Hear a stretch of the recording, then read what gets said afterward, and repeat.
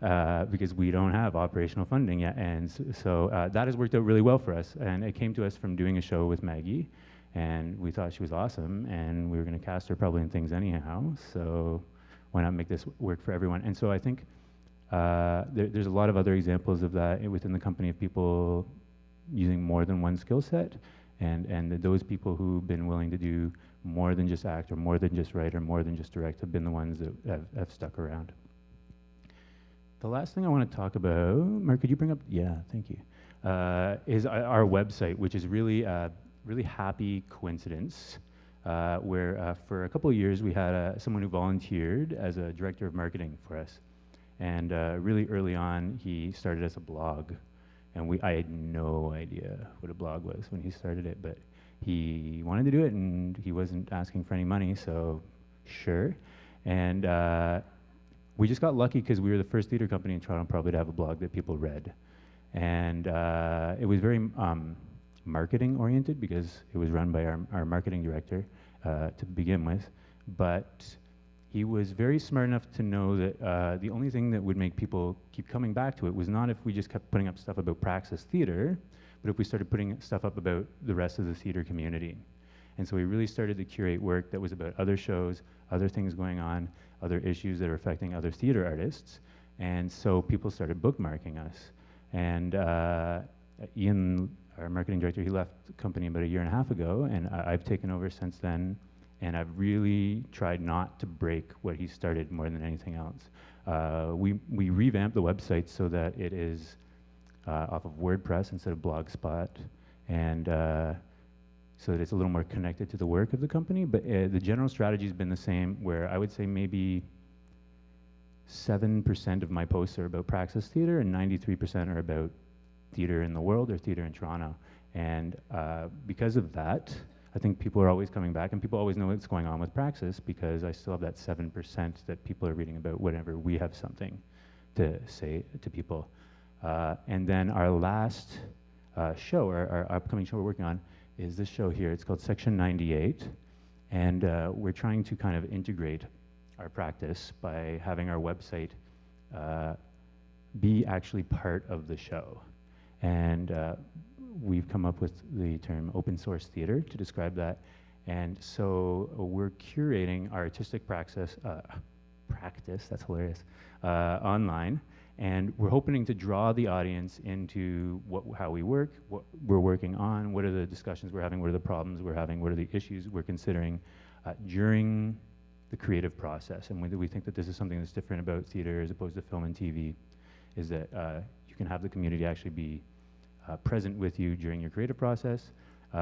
Hopefully people will be able to use their cell phones to interact with the show while it's on stage, and then you can come back to the website and interact with it after the show, so that we're creating more dialogue and less monologue with our audiences at Praxis.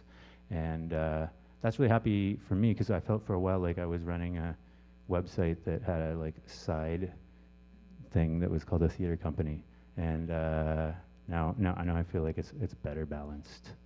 And the one other thing I wanted to say is the way that all these social media things are connecting right now are really great.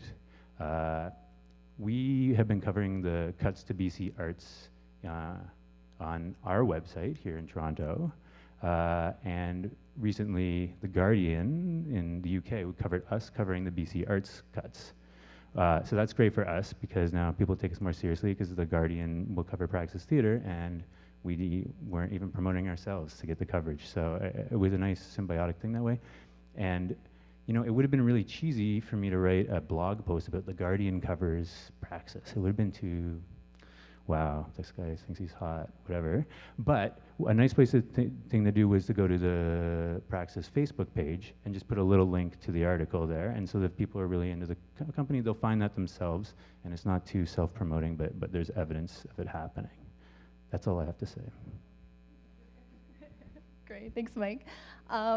So yes, so it was mentioned earlier, I'm on the board, and as Praxis grew, we put together a board of directors just to look at ways that we could raise funds and do that. And Mike mentioned earlier about how the creative process for Praxis has to do with collaboration and about how every member of the company does play an important role in creating the art. So when I joined the board, we were at the point where we were doing a lot of just, your run-of-the-mill bar fundraisers, which I don't know what all of you do, but pretty standard, just do a fundraiser, cash at the door, do the bar kind of thing. And we were trying to look at a way to make it different. Like, how could we put a special Praxis spin on our fundraising initiatives? And so we really looked at the way that Praxis creates work. And so we thought, well, let's look at all the different members of the company.